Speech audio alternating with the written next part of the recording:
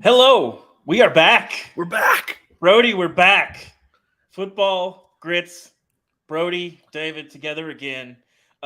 Brody, I feel like I should apologize because I don't think I think I just something was lost in translation, and I don't think Brody realized that I was going back on paternity leave. I was just gonna call you out for this, so I love that you open with this. Literally, we're planning our post national championship show, and then all of a sudden, was it or no? It was like a week or so later, and then like we're messaging, and he's just like, "Oh, what? I'm gone for 2 months," and I'm just like, love the communication with my co-hosts. Love knowing that he thinks about me. But Exactly. yes, David is back from 2 months of paternity leave. How you feeling, my guy? I'm feeling good. A lot of daddy duty over the last 2 duty. months. A lot of just regular duty over the A lot last of 2 duty months. about duty. Yeah. A lot of that, but it's good. It was a long season, and that promise at the end of the year got me that light at the end of the tunnel, got me through a very long season. So we are back, Brody. Yes. We got a lot to talk about. A great show. We were going to start with the Anthony Richardson discussion. We'll get to that later. We will. But we need to start with the fabulous Ross Dellinger from Sports Illustrated, former LSU beat person, beat dude, yeah, friend of the show. Friend of the show. We both know Ross pretty well. Went to Tuscaloosa, talked to Nick Saban for a wide-ranging conversation you should check out. But we should talk about collectives and pay for play. Have you seen these, Brody? Have you heard about these collectives? It was a little over a year ago, Brody. It was about Valentine's Day that we ran a story looking at Tennessee's collective, and we had kind of heard rumors about the collectives and how things were going and how things were operating. And I remember I had lunch with Tennessee's collective, Spire Sports. I think they've sort of rebranded into the Volunteer Club with Spire as like a larger anyway. But I was sitting down with them, and they're talking about, we want to build this $25 million war chest. We have, signed 7 guys to 6-figure deals in this recruiting class. We're prepared to spend, I think it was $5 or $10 million in the 2023 class. And this is just stuff we hadn't heard before. And now, a year from now, a lot has happened, Brody. Yes. I think the only thing that I was sure about after doing that story and sitting down with those guys, I was like, every Power 5 school is going to have one of these collectives by the time the season starts. That turned out to be exactly correct. That's a lot of schools did. Now, these vary widely in function and budget, but I think it's fair to say that the NIL legislation accidentally outsourced pay for play to college football. Accidentally. Which has made it completely just a weird place to be. You can talk about inducement. Just philosophically, it's almost impossible to prove inducement. We had the Jaden Ricciata saga, which if you haven't read that story on our site, you should. It was pretty insane. It ran while we were away. But Nick Saban was asked about this. I said, the issue is when you create these collectives for people, are you establishing a pay-for-play type environment that can be used in recruiting? And I do love Brody. One of Nick Saban's favorite tools, just as he talks, is asking the rhetorical question that everyone knows the answer to, but he doesn't want to call it out. It's the most brilliant argument technique ever. What is it? Great. I think it'll serve him well when he runs for president in 2040. I'm just asking questions. But, yeah, he's like, I'm just asking. I just want to know. So yes, it is a pay-for-play type environment. I think it's certainly it is not pay-for-play in reality, quote unquote. Well, in the literal on paper sense, but it is, certainly in spirit, it is pay-for-play, which is not what NIL was designed to be, but what it quickly became at the biggest places. So now all of a sudden, guys are not going to school where they can create the most value for the future. Guys are going to school where they can make the most money. I don't think that is even the best thing for the player. You went to college. I went to college. Why were we going? We had goals and aspirations for how we wanted to create value for our future. Sometimes these things can be a distraction academically as well as athletically. But I'll say it again. I think NIL is good for the players, the whole concept of collectives is what has created this environment that we are in. And I'm not sure that anybody really had the insight or the vision to see what was going to happen. I'm going to disagree with one main point in this, Brody. Collectives did not create this environment. Correct. Inaction on the part of the NCAA membership that said, we're not going to budge on anything for 20-something years after it was very clear that the entire structure of college sports, mostly the revenue sports, college basketball, college football, specifically college basketball in many cases, was an exploitive enterprise. There's way too much money being made, and the players were getting nothing. And they said, you can't do NIL. We're not going to pay you. You can't be employees. And then all of a sudden they take all the guardrails off and say, well, you can do anything NIL-wise overnight. And we're not going to have any sort of, they did the cost of attendance and some, all that stuff and give guys a little bit more money. This was always what it was going to become, because the main question in college, or the main, innovation in anything that comes to college football is, how does this affect recruiting? So you can't blame collectives. You can't blame players. You have to blame the NCAA membership, because that is why this happened. And that is why we're in the place that we're in. And while I don't agree with all of the insanity and the sort of lawlessness of a lot of the things that are happening in the NIL space, I bristle when people want to say, I don't know if it's great that guy got paid $1 million. Like, I just don't buy it. So, Brody, where do you land on this discussion? Well, I think you hit the most actual substantive parts of this. The actual issue is never. First off, the radicalism is always worse when you've been suppressing it for 20 years. So that's how you get to this point. But so you hit those parts. I think my most annoyance, I'm not annoyed at Nick Saban. He says what he has to say, and he does what he does to kind of get what the results he wants. But I think we're a lot of the tone and the entire outlook is where I get a little lost, where it's they're going where they make the most money. I don't think that's the best thing for the player. And it's this sounds a lot like college football coaching, Brody. First off, thank you. But there's some absolutism going on there that I don't love, because first off, Alabama just got the best class in the country. Second, not everyone's really operating this way where they're going for these Rashada type deals. But more importantly, what bothers me is, to your point about this is coaching, people who angry about this act like it's the first time they've ever watched markets and sports. And what I mean by that is this has always existed, where there are some guys making choices for the wrong reasons, some guys make it for the right reasons. And by the way, the beauty of building great teams in sports has always, from the start of time, been about deciphering which guys are the right people for your program. And you could go back to NBA free agency, or so much of the history of sports of there's the guys who are studs, but they kind of choose the contract on kind of not even that good of a team for the money, and their career amounts to nothing because they're putting up empty stats. Those guys have always existed. And there have always existed the Tom Brady's who are taking pay cuts their whole career because they're psychopaths and they just want to win. And they're always the yin and yang, and it is always going to be about a free market of some guys do the right, some do the wrong, and it's your job to figure out the guys that build a competitive team. This is just a market that will work itself out and actually make football better, and a lot, not better, I don't want to say that, but will add to an interesting wrinkle of it. So I think a lot of this is just first off, he's making an argument for his own objective. That's fine. But the people, I don't think Nick Saban's naive about this, but a lot of people arguing this is coming from this weird, naive place of what's happening? Some guys are choosing for money. And it's that's always been part of sports. It's about figuring out how to manage it well. Mm-hmm.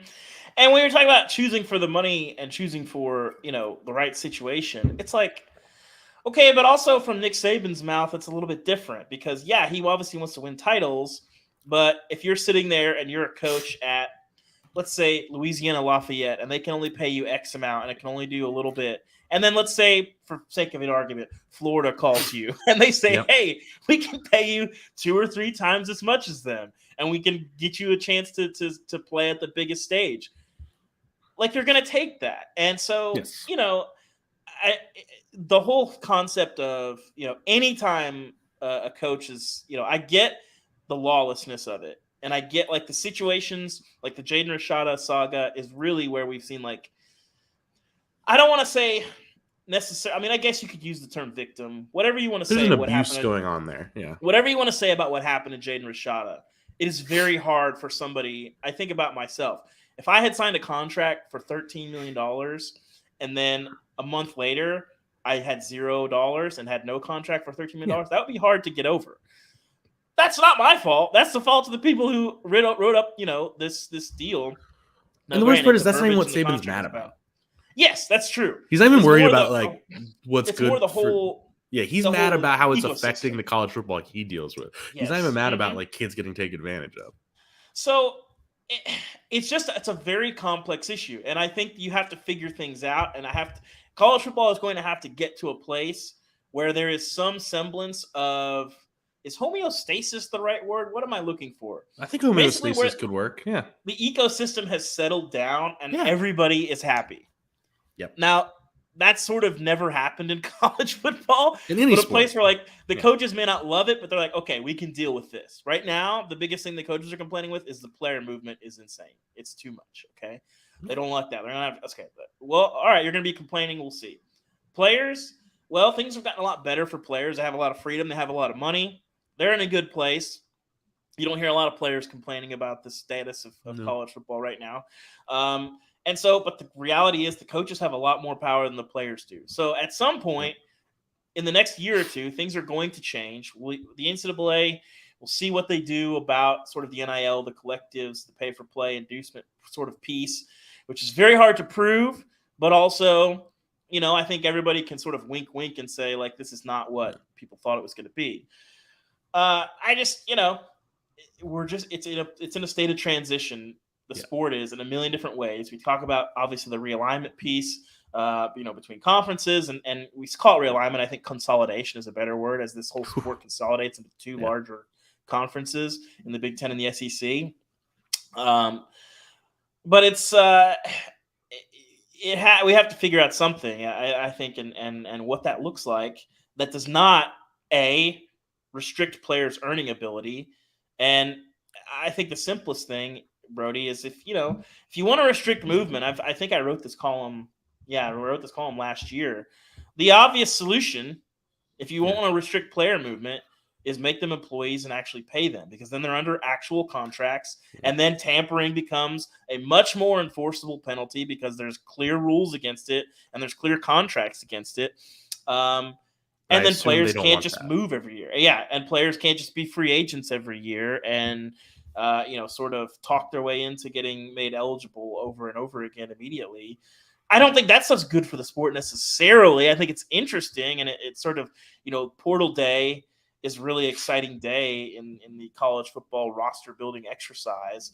But at the end of the day, Brody, when people ask me, I always say this is the best time ever to play college football. It's the best time ever outside of the media industry in general, it's a great time to cover college football. True. And it's the worst time ever to coach college football because the reality is a lot of these guys make a ton of money. A lot of the assistants do not. And the lifestyle of the college football coach right now is absolutely brutal. This is why.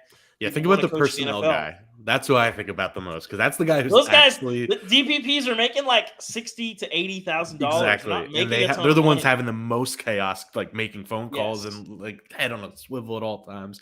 That's what I'm thinking about. I'm not thinking about the OC making $800,000 or something. I don't care. Although some schools are paying the DPP up to $250, almost $300 in some places, I believe. So it depends. But I can tell you what, the G5 DPPs are working just as hard, and they're not making very much at all. Maybe harder. So, yes, I would argue. They have to look harder to find people. Yeah. It's just, it is what it is, Brody. And I don't think you can call this belly aching from Saban. I think he's just pointing out, hey, this is not a great situation. And I think most people would agree. But then when Ross followed up and said, well, what's your solution? So I don't know. I don't know. He said it more eloquently than that, but I could hear in his heart it was, I don't know. So, that's exactly what it is. College football. Speaking of college football, Brody, leading into pro football. The man that we spent our first 2 weeks of the season obsessing over. So I actually deleted those. I deleted those shows from the archive. They don't exist. That was nice of you. Any discussion of Anthony Richardson in the first month of the season We went back in the archives. We edited it out. We took some clips of us later in the season. And we re-edited us. Some more healthy skepticism. We just added a lot of in those voiceover shows. being like, yeah, but I want to see what happens next week. You know, a lot of that. Yes, just thrown a in lot there. of that Yeah. was. I appreciate producer John getting very creative. This is why we pay him the big bucks. By the way, It's shout out fantastic. John, because I feel like I remember him in the private chat during those episodes being like, get out of here, you frauds. Like, who's comparing him to Cam Newton? And I'm like, John, tip of the cap, sir. You win. Yes. Well, Brody, the NFL media is going through it. And I have long held a theory that no one in the NFL has ever actually watched a college football game. This has been my running theory for 10, 15 years. And Anthony Richardson is a very interesting test case. I have a lot of thoughts on this. After the combine, Anthony Richardson basically, I don't want to get into all the numbers. He basically proved himself as the greatest athlete to ever play quarterback. Here's what I don't understand. If you watched Florida and you watched Anthony Richardson the last 2 years, in spots in 21, in most of 2022, nothing that I saw or read from the combine, the numbers that I saw, like surprised me. Everything I saw is like, yeah, we've seen him like hurdle dudes before. He's faster than everybody else. He's huge. People can't tackle him. We've seen that's the guy that we've seen. The issue, Brody, is that you see this freak athlete and you say, well, we want to use, dare I say, Brody, a number one pick on this guy. I mean, if somebody, depending on which team, if the Bears end up trading out of the top spot, which team trades up, it's plausible, sitting here on March 7th, that Anthony Richardson is still a number one pick because and will definitely be a top 15 pick. Yeah, top probably. 10. Yeah. And now, part of me, Brody, is wondering how much smoke screen we have, and if we see a draft day tumble for Mr. Richardson. That I don't know that that's going to happen. I think the athleticism is too enticing for people, but it's interesting. Now, Brody, we can say all these good things. We can say, obviously, Anthony Richardson is this freak athlete. This, Brody, there is a small problem with this. Yes. And that is that we saw this 6 to 7 games last year, Brody. When teams took away his legs, it was not good. It was not good. Brody, last year, per Pro Football Focus, Anthony Richardson, he was off target on 19.3% of his throws. That means that it was not a catchable ball, or that it was not where it needs to be to allow the receiver to make a play. There were 165. Yeah, okay, you got it. Well, that's a good question. There were 165 quarterbacks last year in college football that threw 100 passes. Do you know where that number ranked, Brody? That 19.3%. It's got to be like 150. 151, Brody. Wow, out of that 165. was not. I did not know that. I didn't check our Slack channels. 151 out of 165. Yeah. Shout out to editor Matt Brown for providing us with these numbers. Thank you, Matt. And again, Brody, does that number surprise you? No. Exactly, because we watch the games. Sometimes it has to be, are you good at playing quarterback? Like sometimes. Yes. Yes. Okay. I'm gonna throw some prefaces out here first. Number one preface. I am not like coming here from a point of like, oh my God, these people, like, it's all about projection. And because that's real. Like, that's what they're brilliant. The people who do this for a living are brilliant. I actually love draft Twitter. I live on that stuff. I read every mock draft because I just like enjoy it. Like, this is not. I hate it. So that's fair. I respect that too. Like, but I'm not like ripping on that concept of like, it's about tools, because it is. And I'm also not coming at this from like that college football hipster thing that happens sometimes of like, these people don't really even watch like we do. Like, we knew this guy first. I'm not coming at it from that. But what I might be. It's fair. Hey, I appreciate the honesty, actually. But I think there's this thing that happens that just makes me annoyed, where it's like this element of like discovery, like this element of like that like clip on Twitter, kind of like NFL Twitter kind of context of showing clips and all this of like, we're discovering it. Like, do you guys see these tools? How can anyone see this and not think that this is the most talented thing ever? And to my first preface, I get that. Like, I get where that comes from. This guy has things that could make him one of the greatest ever. But there is this kind of condescension and this kind of like discovery element to it, and it's like, but do you watch entire context of games? Did you watch the 12 game or however many games he actually appeared in, sample size, and like saw the context and what happens when he's under pressure? What happens? Like, he's not particularly good at playing quarterback, and I think people use like the Josh Allen comps and kind of pervert it and abuse it as an argument point. Josh Allen has made anything possible for any college quarterback. It's the best thing to happen to hot takes in the history. It really is. Because it's like, anytime well, what about points Josh to Allen? college tape, it's like, yeah, let me introduce you to Josh Allen. Josh and it's like, you know what, Josh Allen, college tape. You know what the difference is? If anything, and I don't mean, because like there's a racial element that might seem like Will Levis almost could like be construed as an Allen comp in a way, because at least Allen had that 1 year in 2020, the year before he got drafted, of like showing awesome stuff all year at Wyoming, and then you could contextualize, realize he lost everybody, really tough situation. You could explain away that next year not being as amazing. Like, kind of like Levis. I think Levis, you and I think loved Levis in 2021, and then like he had a really tough year this year. And I'm not as sold, but like you can convince you. An issue, but yeah, you can convince yourself. But yeah, I'm not a huge fan right now. But like Richardson hasn't shown me that. He shows physical moments of marvelous things, but guys, you have to be able to play the position well. And there's a chance he lands in the right situation, beautifully like manages it for a few years, and eventually he explodes like a Mahomes or something. That's possible. But the tone of the whole conversation makes me kind of angry, and I appreciate you letting me rant about this. The possibility I get is enticing. I feel like the Taylor Twellman gif of like, what are we doing? What are we doing? Because yes, the thing that drives me crazy is the shifting in value. This like what yes. We've learned nothing about him. This is like, he's a freak athlete with a huge arm that is not always super accurate.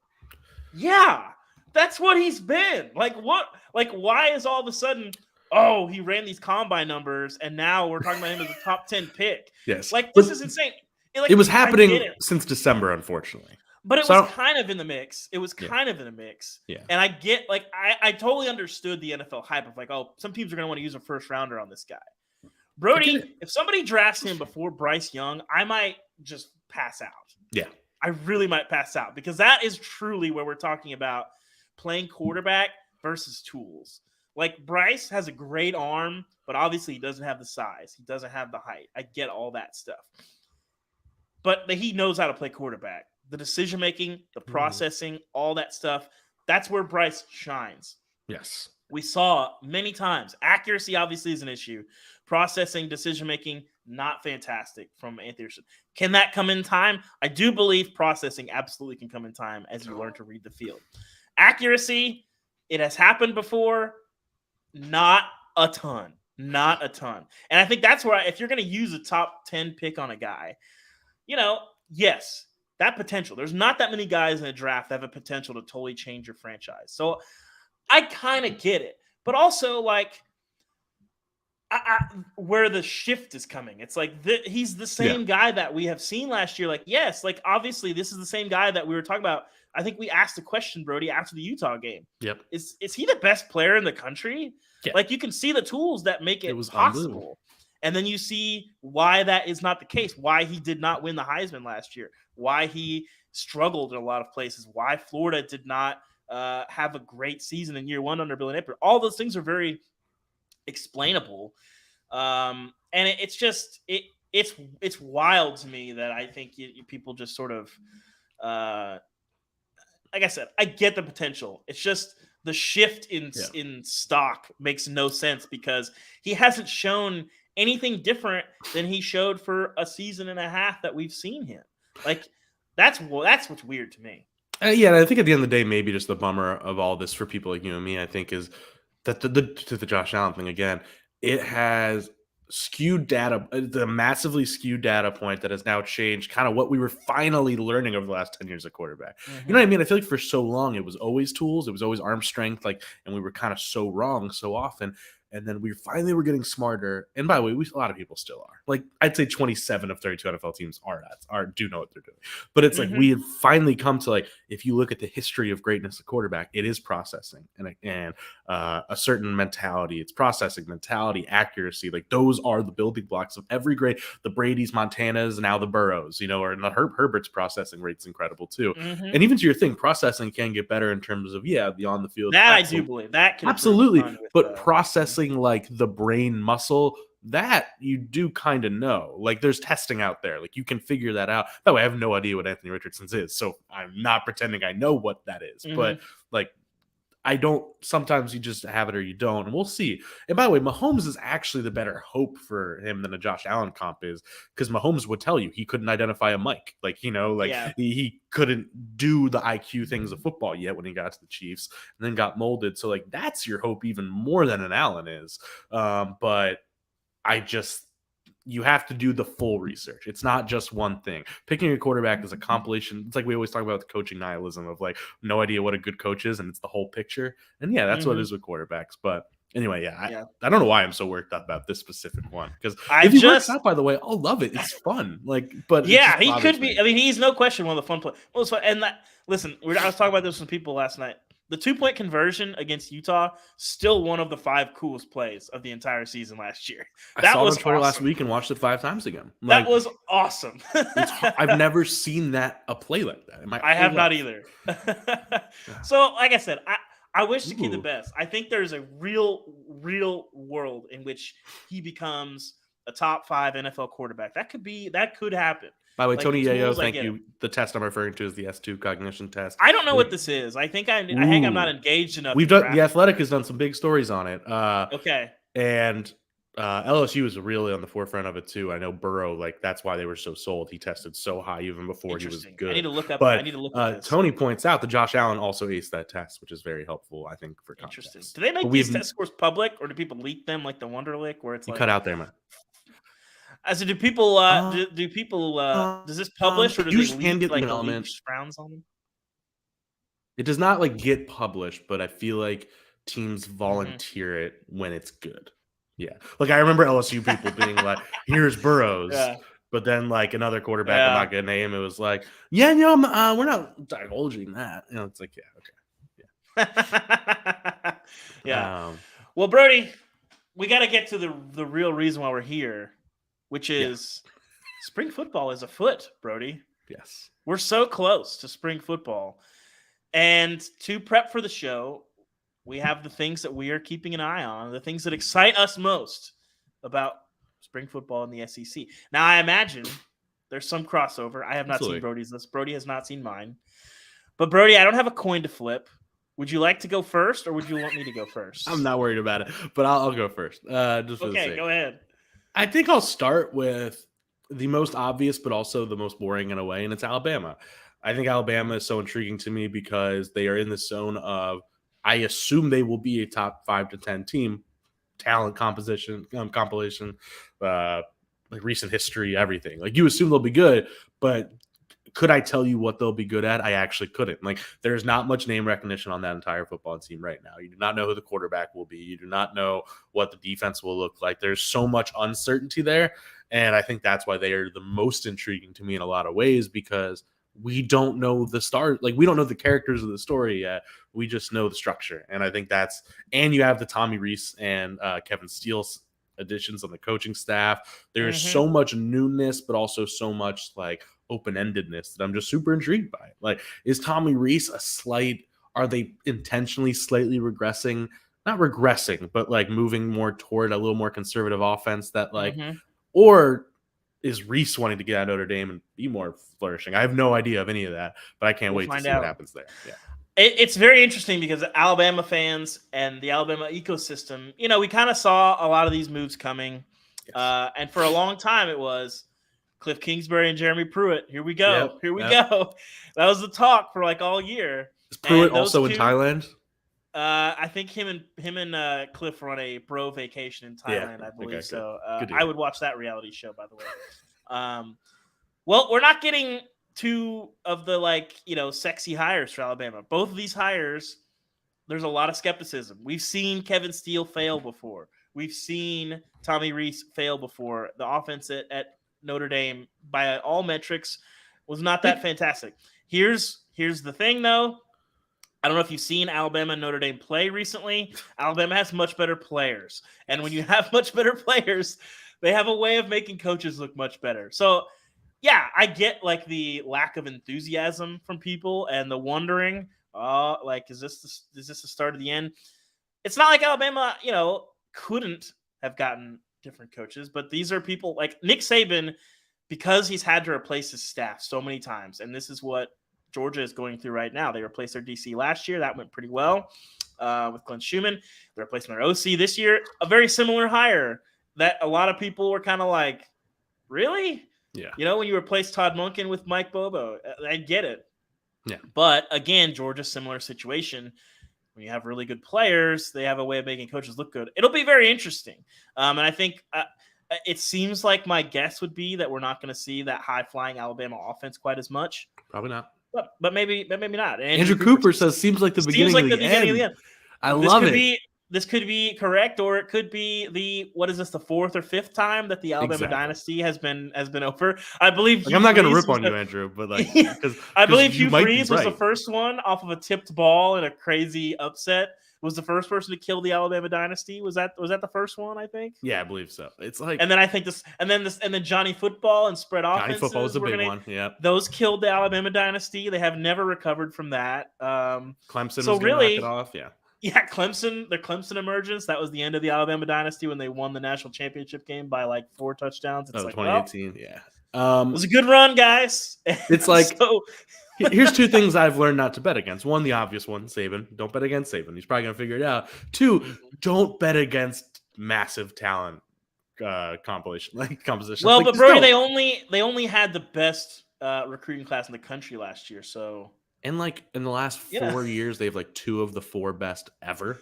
So it's they're gonna be fine. The odds are stacked against them, but I hope that the Cinderella story can keep. Should we make that our bit all season long? Yeah, just I'm into it. What a cool little thing happening here in Tuscaloosa. Brody, I'm gonna go big picture on you. Yeah, and I'm not gonna go the end of the dynasty, but I'm gonna say, does a changing of the guard mean the changing of the guard?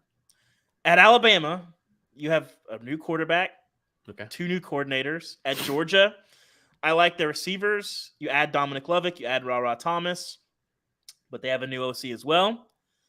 You know who's got a lot of continuity, Brody? Who? The LSU Bayou Bengals. Yeah. Is there a crack there for them to squeeze in, and all of a sudden we're looking at a new SEC champion next year? All the talk this offseason, obviously, Alabama and Georgia, well-earned. But we've seen college football for a long time, and continuity is the most important thing to me. Yep. Brody, LSU's 2023 SEC title shot. Do you buy it?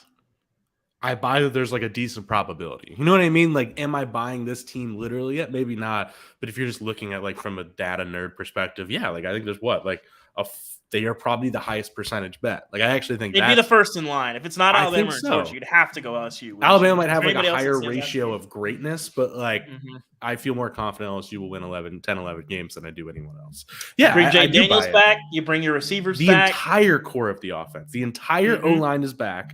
And Mason basically Smith 6 starters. They brought 5 back. Malik Neighbors is going to be one of the best receivers in the country this year, and most of the receiving talent's back. Obviously, the running backs are back, quarterback's back, and defense has a little more change happening. But you also have, and this is not an exaggeration, arguably 2 of the 3 best players, most talented players in college football, in Harold Perkins, and Mason Smith, by the way, is back after missing all of last year. So there is a scenario where this team is elite. I think the main question with this, and I'm curious where you stand on it, is, and by the way, don't let me forget before we change topics, I have one other thing to bring up on why they're so intriguing. But I think the thing with Jane Daniels that's going to make this tough is I am a believer that the first year at the transfer is almost always a little awkward. Burrow's the best example in 2018. Daniels had it, but there's so many examples of this. Of the first year, you were good at quarterback. Jane Daniels was very good last year, and I think anyone arguing that's wrong. But there were some confidence issues at times, the connection with the receivers, and you saw he got a lot better later in the year. Got so much better. And I think the big thing is now Burrow's the greatest example, but there's tons of them. When you have a full off season with the guys, like just how much more comfortable does that get? Another same OC, but to your point, the entire staff's back, like which is so huge. So I think there's a real argument that he could take a leap. The counter to that would be you also now have 4 years of data on Jaden Daniels. So like maybe the Burrow stuff and like the way we talk about this is a little off because those were one data point while we have a lot of data on it. So maybe he just is what he is. I don't know. I figured we'd spend the next 30 minutes of the show just breaking down Kayshon Boutte's exit from LSU. If you wanted to do that, I don't know if you had a lot of interest. Hard pass. I'll go to the next. I'll go to the. Well, it's your shot, Brody. I'll give you your. Well, actually, though, the only other thing I'll say though is LSU's also on my list. The only thing I wanted to say about it, we don't have to talk about it much, but the reason I think they should be on this list is because I have never, to our point, we think they're the SEC front runner, arguably, or West front runner, and yet there's a conversation of if there's a quarterback competition going on. Like, there's not much like. That's bizarre that we're in that point because Nussmeier, as we've all talked about, like has so much ability, showed so much in those last. I love him in the SEC championship. Awesome.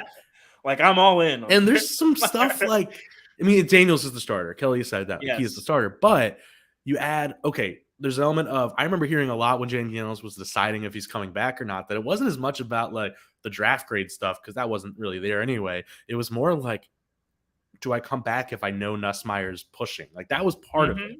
And two, Walker, people were like, Nussmeier's going to leave then. That's fine, but then Walker Howard transfers, the 5-star freshman under Nussmeier.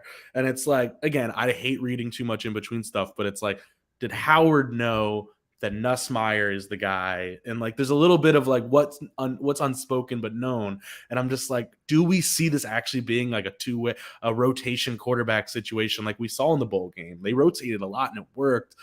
That's why they're the most intriguing. One of the most intriguing to me is like, they're the front runner, but we don't even, there's a chance the starting quarterback that you're so sure of is actually not even the starter. Brody, what's your next topic that you're looking for? Go ahead, you're good. I'm going to say Auburn because the obvious some of this is obvious, right? Like it's Hugh Freeze is back in the SEC. Auburn is this weird thing of like none of us knew what to make of that actual football team last year. Everything about it was weird because they were so competitive, but I couldn't tell you a single thing they were actually good at. But they also lost every game. They had good backs and a terrible O-line that eliminated the greatest of their backs. But they live in this weird world where like they can bounce between 4 and 12 wins like discriminately, where no one else in the SEC does that. Nope. So I think that's fascinating because like realistically, I bet they go 7-5 or something, and like that's the most real. Like that. But like you could convince me, Hugh Freeze comes in with a jolt, and all of a sudden, like you see that Cadillac momentum at the end of last year, and it's like I like Robbie Ashford too. I think he really grew on me as that year went on. I saw some stuff where I'm like, all right, like okay. I think he can do some things. I don't know if he's a superstar, but yeah. So like I'm just again, we can't overstate. Hugh Freeze is back in the SEC. We got drama coming. That's why they're high on my list. So I like Auburn there. It's a fun one. Well, Brody, while Georgia and Alabama did not make splashy OC hires, do you know who did? 2 teams that jump out to me. And that is the Kentucky Wildcats and the Texas A&M Fighting Texas Aggies. Okay. Obviously, Bobby Petrino back in the big time. I spent some time writing about him last year. It was an interesting saga. The reason the dude keeps getting jobs is because he's very good at designing up ball plays. The reasons why he does not get bigger jobs have been pretty well chronicled, I think. Yeah. Right? This is a pairing that is very, very interesting. I believe I was talking to our techspert, Sam Kahn, and he said, I did not get to go to the AFCA convention this year. I was in LA for the national championship. But he said that he was down there in Charlotte, and he said that multiple coaches said that they wanted to see a camera in Texas A&M's offensive meeting room for the entirety of the season. If there was ever a potential for a reality show, that would be the one. Absolutely. How the Jimbo-Bobby Petrino partnership goes, I think, is going to decide how this all goes. The reality is that A&M, you keep Connor Wegman, you keep Evan Stewart. That's enough to do some things. Do the personal aspects of their working relationship work out? I don't know. less volatile, more promising marriages, Brody. Yes. People are sleeping on the fact that Liam Cohen is back in Lexington. Yep. The LA Rams, as we chronicled on our website, Jordan Rodriguez wrote a fantastic piece. Yep. It wasn't a great year last year, and Liam Cohen, he might be the only person in the last 5 years to leave a very plum gig in the NFL and come back to college. And not only that, Brody, they added the best quarterback in the portal, Devin Leary. Yeah. They got some really good receivers. They do. Kentucky, you could talk me into Kentucky doing some big things next year, Brody, because obviously you have the stability of the Mark Stoops program. Their floor has been ridiculously high, higher than it's been at Kentucky in a long time. And you add Cohen, you add Devin Leary. They're still going to have that running game. You got to fix the O-line a little bit. You got some really good receivers. Defensively, there's certainly some question marks, but we'll see. Yeah. Kentucky, I baby. like it. Kentucky. No, I think this I'm is like intrigued. it would be a great time. Like, I know you're not a gambling man, but they would be a great, like, maybe you buy low on Kentucky right now because it's like no one's selling it. But I really do like that case. You're making a good case. Bobby Petrino and Liam Cohen back in the SEC. Yeah, and it's also like, as much as I don't know, I'm not confident what that defense is going to be next year. To your point, like, they're just certain coaches you've just learned to trust. Like, they just know how to run a football team, and I trust Mark Stoops knows how to run a football team. And yeah, the Aggies are on my list as well. We don't even know. I won't. You said it all, but it's just like, I am not. I promise you. I promise on the show I will never. We have to tamper this down, but like, I have to say, I get where you're will going. not do the Aggies are so talented they should be a top 10 team thing. I promise I won't. I will not do it. But they're so because talented. I've done it so many times. But they are so talented. So it's like, yeah, they are the ultimate. And to your point, like, there's a bit of a wave, and I'm curious where you stand on this because you've covered Bob Petrino over the years and written so well on it. Like, Bob Petrino, people are making it seem like bringing in an old timer, like this guy who's like, oh, like, he used to be great. Like, this is how desperate they are. And I'm like, Bobby Petrino offenses are still like, he didn't get fired at Louisville because his offenses were still great. Lamar won a Heisman 5 years ago. Like, his offenses are fine. So I actually love this idea. Not love. I got a lot of questions, but I'm intrigued by it because it's like the thing was always, the entire thing I think about the whole Jimbo offense thing was, who could he ever hire that he would listen to? And I don't know if listen to Bobby Petrino. To your point, they might murder each other, but he would rank highly. Bobby's not going to let him get walked. Bobby's not going to get walked over. Exactly. So it could get really. I am intrigued. So yeah, they are probably actually the most intriguing offseason team, like, because they are just so talented, and you have this higher stuff. I'm with you. I did wonder when Todd Monken like officially left. Yeah. I said, the big time move for Georgia to really undercut the rest of the sport is to go take Garrett Riley away from Clemson. I don't know if he would have done that. I don't think Kirby would want that. No, but I did. I talked to a couple coaches that I was like, if Jimbo's in a rough spot here. I was like, if I was Jimbo, I said I would just go to Garrett and give him a blank check. Multiple coaches, Brody, laughed in my face. They're like, Garrett would never go in that situation. Okay. But who would? Missouri State's head coach, Bobby Petrino, looking for a road back. Because here's the thing. Bobby Petrino, who people forget, by the way, was also UNLV's OC before he came to A&M. He took that job with Barry people Odom really gloss over that. Yeah. If Brody, if this blows up, and it blows up in a good way, and A&M is a top 3, top 5 team, gets the playoff with Bobby Petrino. Where are you headed? We're headed toward Power 5 head coach Bobby Petrino. Yeah, we are. I know people are going to. It would happen immediately. It wouldn't be like, I need another year. It would happen the next day. Like, exactly. Exactly. And I think that's a big reason why Bobby Petrino takes this job too, because that's not happening at UNLV. There was nothing UNLV could do that was going to give Bobby Petrino a P5 head coaching job.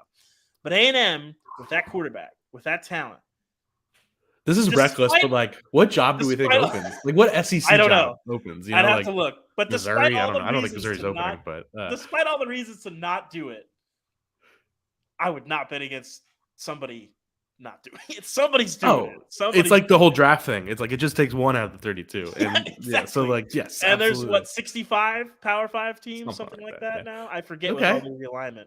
So there you go, Brody. That's fine. Splashy OCs. What do you got? My next one's a boring one, but I'm just really intrigued by it. And it's Florida.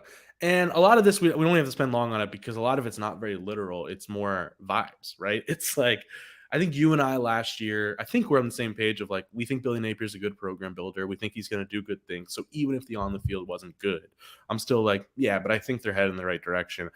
And this is so. Only takes you so far. Got to show something. First off, you got to show something. So I think they got some good transfers coming in. They bolstered that O-line a good bit. Like Mertz isn't exciting, but I do wonder. Napier, I think if you look at like Levi Lewis at UL, like I think he wants a quarterback who's kind of more of an athletic manager than he does like go run the show quarterback. So anyway, I'm intrigued by it, but like much of his vibes, right? Because the Rashada thing, it hit a bit of the like vibe momentum he had. And I know that's not literal and not tangible and like means nothing, but I do feel like everything that happened with Rashada and all of a sudden like there's this change of like everything's heading in the right direction to like this is a little weird. Like what's going on here? What's going on with NIL? So I just think they're an intriguing one to follow for the next year for me. Not much like on paper to even talk about with that team, but I really want to see what happens there. Based on what we understood, the Rashada thing was not Napier's fault really at all, but he's going to pay the price for it. That's going to be tough for them in recruiting. Yes. You talk about, everything reflects down in recruiting. I can't think of much of a bigger negative in recruiting than a guy getting a no-show $13 million contract. Yeah, like that's a new one. That might be the biggest negative in recruiting I've ever heard of. Maybe in history, yeah. Maybe it's number one. Like, other than the death penalty to SMU, like that's it. Like it's So that's something they're gonna have to work against, and I don't think it's their fault, but that's something that a lot of people, I assume, are gonna ask about. Yep. Brody, who's yours? We should hit on my neck of the woods, and that is we've slept on them. Is Tennessee going to really sustain this? I knew you were going to do it. Yeah. What does that look like? Because I think people around here, that's the big question. People are they've seen enough of Joe Milton, where I think the Joe Milton hype train will probably not leave the tracks this offseason, no matter how many people talk him up. I think people still remember the first 4 games of 2021, and they say, "I love it." We'll Matthew see. C immediately said nope, by the way. Nope. Not even like an argument, just nope. Well, that's the question. Is Tennessee going to replace, Jalen Hyatt and Cedric Tillman and Hendon Hooker and Byron Young and go 11-1 again? No, I don't think so. No. But can they go 9-3? Maybe. Yeah. And that's a big question. I think that tells you a lot about the future of the program, the reloadability of a program. And then you have the Nico question. They need Nico to be really, really good. You're probably dealing with a 1-year situation because Milton is going to be next year's Anthony Richardson probably. There's nothing we can be sure of more that there will be at least one game, probably early in the year, where he does some physical things where everybody loses their mind. We do a podcast about it, and then I'm not predicting it's going to go bad, but that will happen. And there's a lot of room. Can we set a bet? Is there a betting line on Joe Milton as a first-round pick next year? Like when's the first headline? Yeah. Well, will he actually be a first-round draft pick next year? I think regardless of what happens on the field, unless he gets benched, which I guess is plausible, but I would say unlikely. I think he's grown up a lot. I talked to I covered the Orange Bowl this year, and I talked to Joey Halsley, who's their new OC. He was QB coach at the time. Quite a bit about how they're working with his accuracy and how that actually works, and he said some good stuff, and then he looked really good in the Orange Bowl. Clemson has a really good defense. It's also one game. We'll see. I think I would take the Joe Milton first-round pick next year just because the tools are tools, man. Tools. Is he going to be a top 5, Heisman vote getter? I don't think that's going to happen. I think Tennessee probably wins 8 to 9 games. At the end of the day, like as much as you want to analyze this, Brody, like it's the SEC. There's a ton of close games. The ball is going to bounce one way or the other in probably 1 to 4 of your games, and sometimes it goes well and you go 10-2, and sometimes the ball doesn't bounce your way and you go 8-4, and that line is really thin sometimes. So I think Tennessee will be good again. I don't think they're going to knock on the door of the playoffs. Maybe that's what I'm most intrigued by this year is that exact point you made is going, because 8-4 is probably what I would predict. By the way, that's not an insult. My most intriguing part of Tennessee this year is 8-4 okay?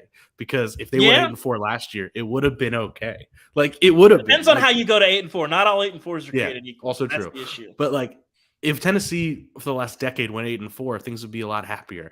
So it's like because they were, the playoff last year is now the expectation just so broken again, which would suck for Tennessee and Josh Heupel. But yeah, I think that's a great one. I think we've hit all my 5. Do you have another one? I have one last one that is not that interesting, but those are the the best Ole ones Miss to me. QB competition is Yeah. very interesting. Jackson Dart did not do enough at all last year, I think, to just like be the guy. And then you bring in Spencer Sanders, who showed a lot really early in his Oklahoma State career. I didn't watch a ton of Oklahoma State the last 2 years. I needed to watch them more. But the numbers, and you'd see stuff, and he'd have some really bad games. You'd be kind of like, Spencer Sanders is better than this. He's obviously wasn't he hurt like all of last year, kind of like I think so. I think he was always playing hurt and missed time. Go on though, yeah. Either way, that's a really intriguing room, and then you add Walker Howard to the mix, which I assume he's not really in the mix, but like maybe he is. I don't know. Maybe. Yeah, I mean, you never know. You never know. I mean, I think with Lane Kiffin, I think he's going to keep it open. And again, Jackson Dart showed some things. But, like, these are all big-time talents, and Dart didn't do anything last year, nowhere near enough, I think, to really just be, like, the guy. Maybe you start – I'd be curious how they divvy up reps when camp starts. Right, like, that's probably number one, yeah. Like, that's like, probably the only one where that matters. Yeah. Mm-hmm. Yes. You always overthink snap counts. That's the only one where I'm like, I really want to see how they do that. Yes. Yeah. So that's probably the most interesting competition to me, I think. Yes. Like, Bama's pretty interesting.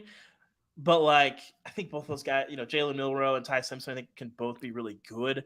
Yeah. If it's me, their skill sets are so different that I might want to see both of them at some times. I don't know that that's really Bama's style. But I need to look. Tommy Rees has done this a little bit at Notre Dame, didn't he? Oh, yeah. They've played 2 QBs. Yes. So never legit playing 2. That was before Rees. But yes. Yeah. We haven't seen any of Ty Simpson, but he was definitely talked about. Not a generational talent, but like almost a generational he was a dude. talent. Yeah. Like it was like this guy is like somebody that you need to get, and then Bama gets him. So we'll see. We haven't seen anything of him. Milroe we saw in spot duty last year. Mixed results. Certainly some accuracy questions, but the athleticism. You look at what he did in the second half against Arkansas in that game. Unbelievable playmaking ability in a really, really difficult spot.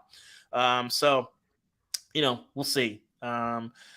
Brody, I think that pretty much does it. I was a little worried that we weren't going to get through it, but we've knocked it out. We really did it. Brody, my question for you, I've talked to a couple people about this.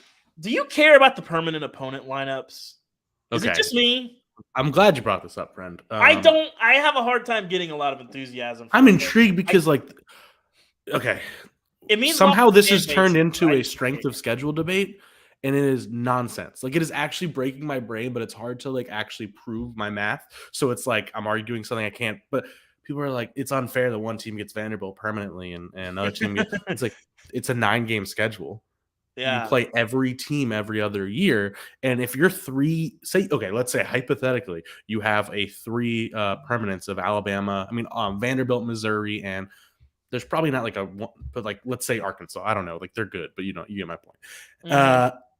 Guess what? That means by default, the other 6 games are hard.